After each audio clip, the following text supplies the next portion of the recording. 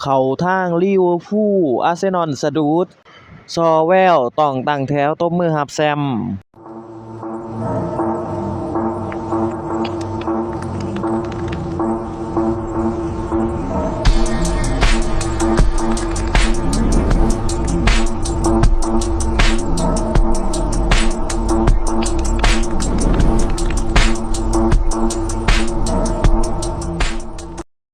ลิเวอร์พูลใกล้ได้แชมป์พรีเมียร์ลีกอังกฤษฤดูกาล 2024-2025 เข้าไปทุกทีหลังอาร์เซนอลเฮ็ดได้แค่บุกไปเสมอเอเวอร์ตัน1-1เฮ็ดให้หงส์แดงนำห่าง11คะแนนแถมหากทีมของอาร์เน สล็อตชนะรวดอีก4นัดก็อาจซิ่วแชมป์ก่อนเปิดบ้านรับมืออาร์เซนอลที่ต้องอาจตั้งแถวตบมือให้ว่าที่แชมป์วันที่11พฤษภาคมลิเวอร์พูลยิ้มแก้มตุ้ยด้วยซอแววได้แชมป์พรีเมียร์ลีกได้ไวขึ้นอีกหลังอาร์เซนอลเฮ็ดได้แค่บุกไปเสมอกับเอเวอร์ตัน1-1เมื่อวันเสาร์ที่5เมษายนกระทั่งมีความเป็นไปได้ว่าขุนพลปืนใหญ่อาร์เซนอลอาจต้องตั้งแถวตบมือให้กับแชมเปี้ยน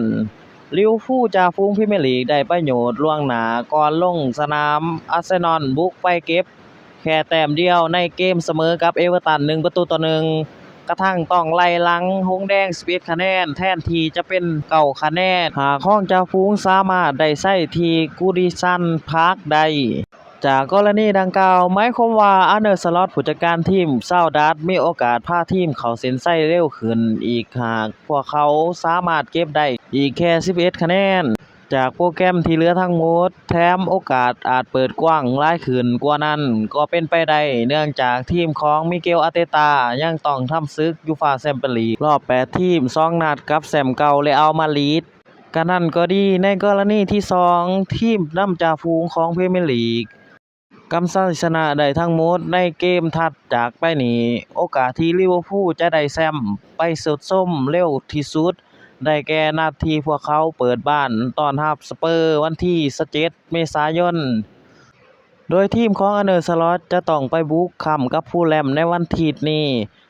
ต่อด้วยการชนะเวสต์แฮมที่แอนฟิลด์วันที่13เมษายนและจบที่เกมบุกไปพิชิตเลสเตอร์ซิตี้วันที่20เมษายนด้วยเหตุนี้หากหงส์แดงชนะรวดทั้ง4เกมหน้าพวกเขาจะได้แชมป์ลีกเมืองผู้ดีไปเป็นกรรมสิทธิ์ทันทีก่อนบุกไปบูกับเชลซีวันที่4ต่อด้วยการเปิดบ้านต้อนรับอาร์เซนอลวันอาทิตย์ที่11พฤษภาคมซึ่งมีความเป็นไปได้ว่าทีมปืนใหญ่อาร์เซนอลอาจต้องตั้งแถวตบมือต้อนรับขุนพลเรดเมซินในเกมเย้านัดแรกสุดของแชมป์ป้ายแดงและยังมีอีกเรื่องราวหนึ่งอาร์เซนอลจะได้เฮหรือบ่ยูฟ่าฟันธงบทลงโทษ4แข่งแล้วมาดริดก่อนชนกันใน UCL ยูฟ่าประกาศผลสอบ4นักเตะเรอัลมาดริดอย่างเป็นทางการก่อนเกมดวลอาร์เซนอลในรอบรองยูฟ่าแชมเปี้ยนลีกวันที่8เมษายนนี้โดยลูดิเกอร์เอ็มบัปเป้และเซบายอสโดนปรับเงินพร้อมค่าโทษแบนส่วนวินิซิอุสจูเนียร์หลุดข้อกล่าวหาด้านละสันสุดขาวยังบ่มีซูอัลเมนดีถูกแบนมิลิตาโอและเมนดีและเซบายอสที่บาดเจ็บยูฟ่าประกาศผลสอบพฤติกรรม4นักเตะเรอัลมาดริดออกมาแล้วหลังทั้งหมดก่อเหตุนัดปะทะกับอาตเลติโกมาดริดทีมร่วมเมืองในรอบ8ทีมสุดท้าย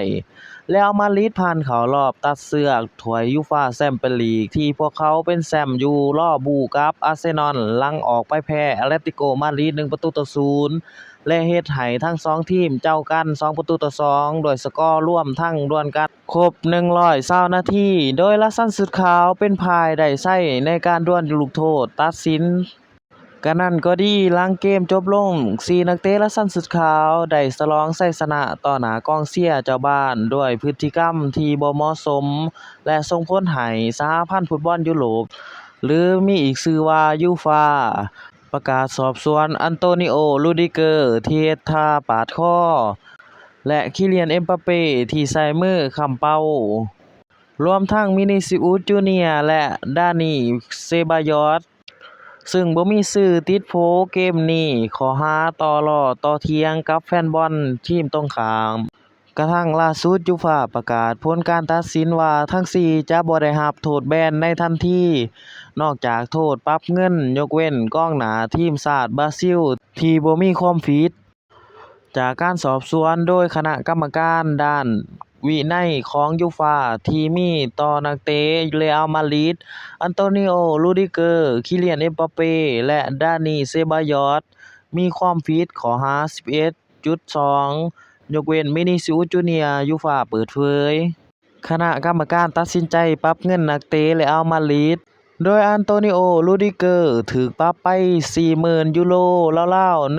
1.4 ล้านบาทและคาดว่าเขาน่าจะถูกแบนแค่1นัดในเกมของยูฟ่าซึ่งจะมีผลเวลา1ปีนับจากวันที่ประกาศส่วนคิเลียน เอ็มบัปเป้ถูกปรับเงินไป 30,000 ปอนด์ราว 1 ล้านบาทคาดว่าถูกแบน1นัดในรายการของยูฟ่าในระยะเวลา1ปีนับจากวันประกาศและอีกคนดานี เซบายอสถูกปรับเงินไป 20,000 ปอนด์ราว 720,000 บาทข้อหาแสดงพฤติกรรมในทางลบ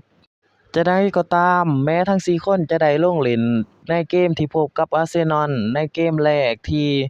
เอมิเรตส์สเตเดียมวันที่ 8 เมษายนนี้แต่เรอัลมาดริดจะประกาศออเรเลียน ซัวเมนดีที่ติดโทษแบนและเซบายอสเองแฟรงค์ ลองเมนดีรวมทั้งเอเดร มิลิเตาที่บาดเจ็บและมาเว้าถึงเรื่องราวของลิเวอร์พูลฮักความท้าทายอาร์เน สล็อตประทับใจเคอร์ติส โจนส์สวมบทบาทเป็นแบ็คขวา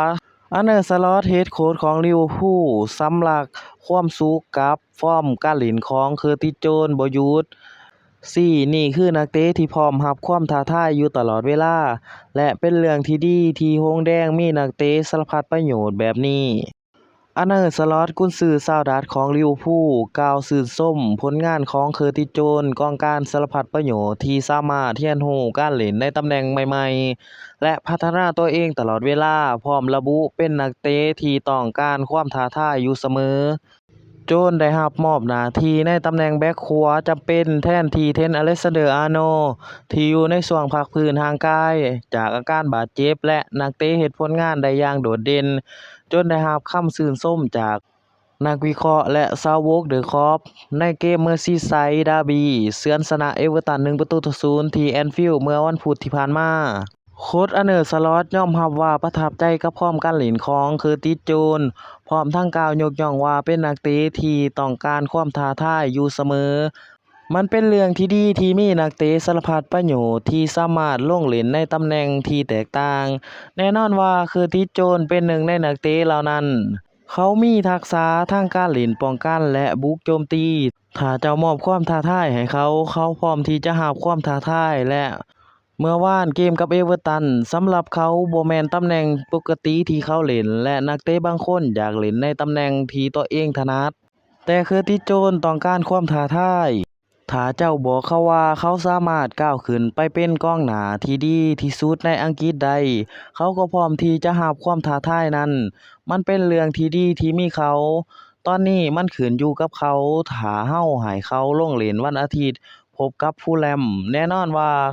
การได้ลงสนามอย่างสม่ำเสมอจะเฮ็ดให้เจ้าเล่นได้ดีขึ้นเรื่อยๆดังนั้นเขาต้องการแสดงให้เห็นถึงสิ่งนั้นถ้าหากเราให้เขาเล่นในเกมวันอาทิตย์นายใหญ่ชาวดัตช์ระบุเอาไว้